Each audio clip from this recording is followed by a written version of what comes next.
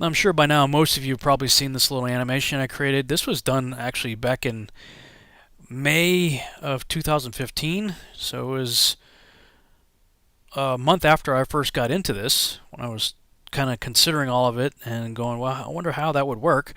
And so I created a little animation in Poser, created a point light with a limited throw ratio, so the light is limited as far as how far it'll go, and just animated it in a circle over the circular flat Earth map.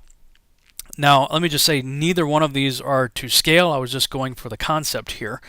According to Zetetic Astronomy and other resources, people looking at the sun and gauging its size and distance using a sextant, apparently the sun would be just shy of about 40 miles across and roughly 3,000 miles high. So obviously that's not being depicted here. That scale's not accurate, and it would go in and out on the various tropics and of course the equator. For more information on that, see my animation to the right there. It says how the four seasons work on the flat Earth model.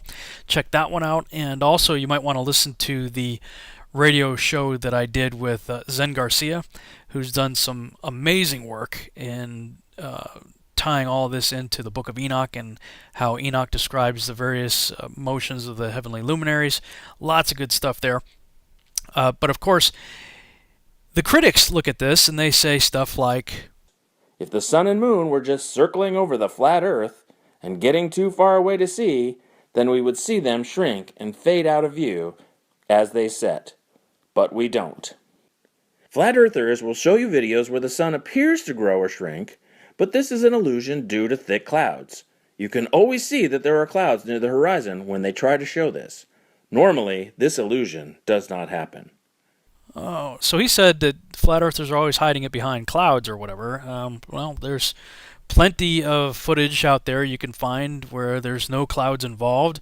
This is from a really good video online you guys need to check out called Flat Earth Proof Sunset Off Pucket. I'm not sure if that's exactly how you pronounce it. Puket.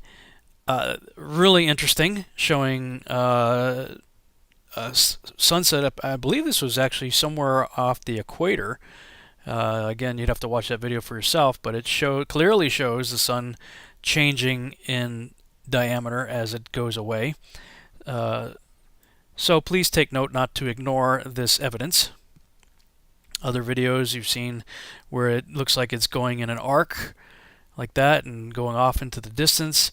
Other videos where people have taken and used filters and whatnot and analyzed the sun moving and then done measurement of pixels across the screen, showing that it does in fact look like it gets a little bit smaller in some cases. In some cases it gets a lot smaller.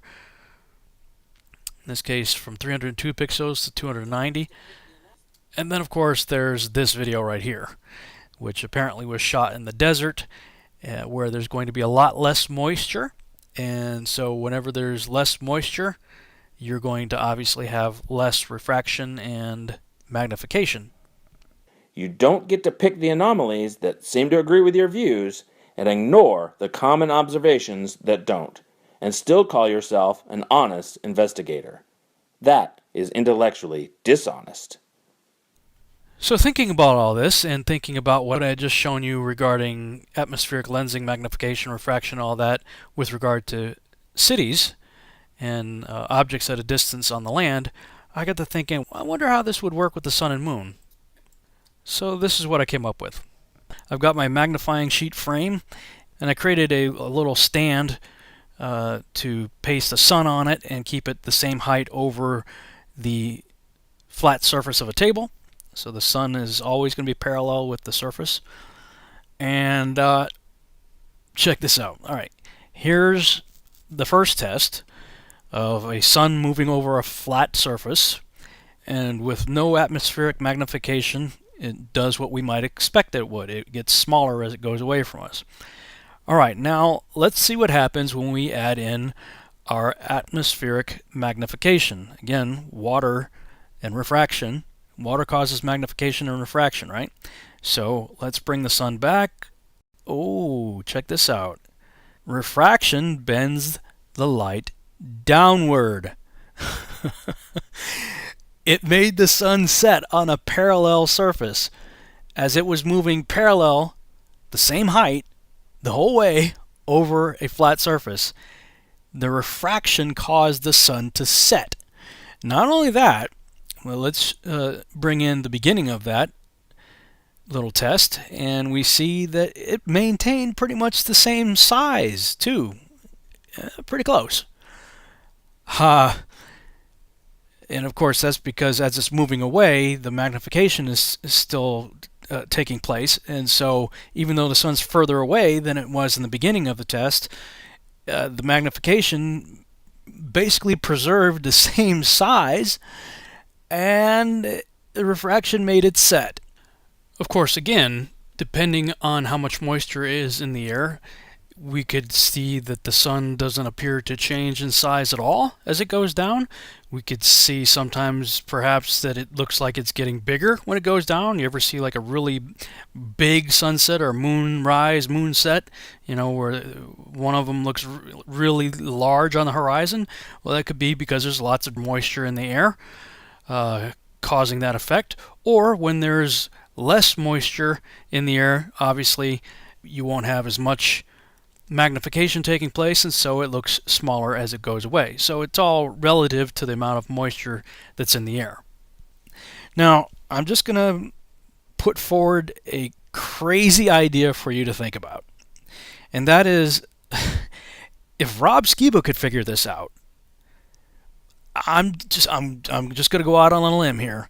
I think it's quite possible that the creator of the cosmos could have figured out the same thing and engineered our beautiful sunsets, thanks to all of that water he placed in our atmosphere.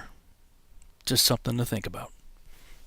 Thanks so much for watching. I hope you enjoyed this video presentation. If you did, please subscribe to my YouTube channel, like the video, and share it on your favorite social media sites. There's a lot more to come, so stay tuned and we'll see you back next time.